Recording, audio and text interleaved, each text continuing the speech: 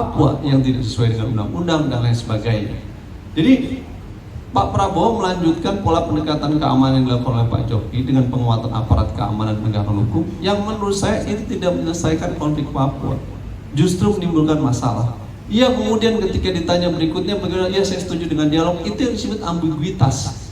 Nggak bisa pola pendekatan penyelesaian keamanan konflik di Papua itu di satu sisi Anda ngirim operasi militer, tapi di sisi lain Anda juga pengen dialog. Kan tadi malam begitu tuh pasangan nomor 2. Setuju penguatan aparat, tapi di sisi lain ditanya kalau dia setuju, nggak bisa.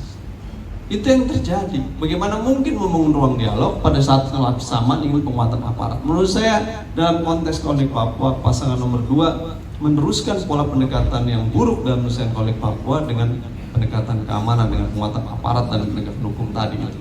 Yang menurut saya itu sesuatu yang harus dihindari.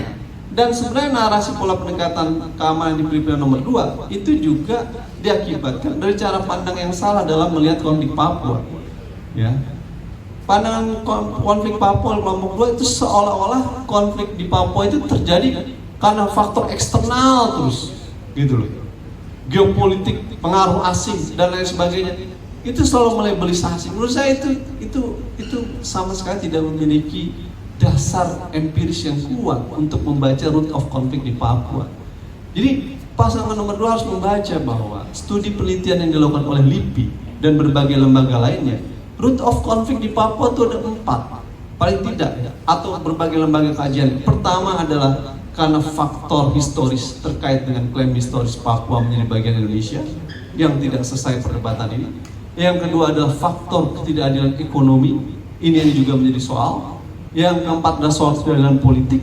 Yang keempat adalah yang keempat adalah soal tidak adanya keadilan ketika kasus kekerasan dan pelanggaran hak asasi manusia terjadi.